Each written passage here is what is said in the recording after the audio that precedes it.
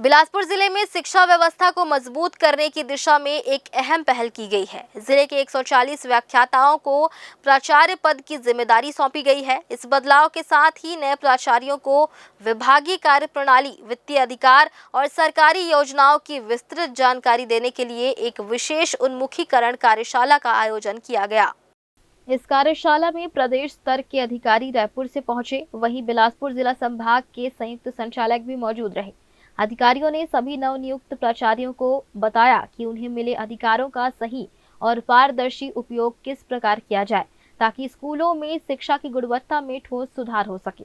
अधिकारियों ने स्पष्ट कहा कि प्राचार्य केवल प्रशासनिक प्रमुख नहीं होते, बल्कि वे शैक्षणिक माहौल के सबसे बड़े जिम्मेदार भी होते हैं। वित्तीय अधिकारों का सही उपयोग, योजनाओं का प्रभावी क्रियान्वयन और शिक्षकों की नियमित मॉनिटरिंग से ही स्कूलों का स्तर ऊपर उठाया जा सकता है। प्राचार्यों का उन्मुखीकरण कार्यक्रम है। इसमें जो है अभी हमारे ज़िले में लगभग 140 व्याख्याता जो स्कूलों में थे उनको प्राचार्य बनाया गया है।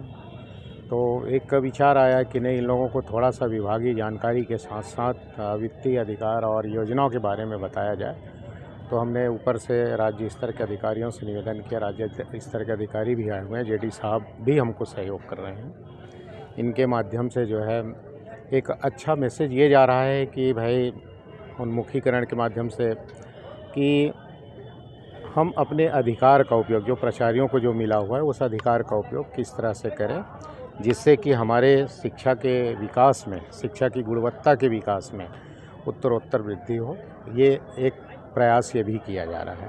यह कार्यशाला ऐसे समय में आयोजित की गई है जब हाल ही में शिक्षा विभाग की तिमाही परीक्षा के नतीजे चिंताजनक रहे हैं। कई स्कूलों में महज 10% तक परिणाम दर्ज किए गए हैं, जिसने पूरे विभाग को सोचने पर मजबूर कर दिया है। अधिकारियों का कहना है कि अब जिम्मेदारी सीधे प्राचार्यों पर है। यदि नेतृत्व मजबूत होगा तो शिक्षकों में भी अनुशासन और जिम्मेदारी आएगी और इसका सीधा असर बच्चों की पढ़ाई पर पड़ेगा। हालांकि जमीनी हकीकत ये भी है कि कई स्कूलों में शिक्षक पूरी पारदर्शिता और गंभीरता से पढ़ाई पर ध्यान नहीं दे रहे हैं। ऐसे में यह देखना दिलचस्प होगा कि इस उन्मुखीकरण कार्यशाला के बाद शिक्षा व्यवस्था में कितना सकारात्मक बदलाव आता है। शिक्षा विभाग की यह पहल उम्मीद जगाती है। अब नजर इस बात पर रहेगी कि नए प्राचार्य अपने अधिकारों और जिम्मेदारियों का कितना प्रभावी उपयोग कर पाते हैं और क्या आने वाले समय में छात्रों के परिणामों में वास्तविक सुधार देखने को मिलता है। ग्रैंड न्यूज के लिए कैमरामैन गोलू कश्यप के साथ भारतेंदु कौशिक की रिपोर्ट।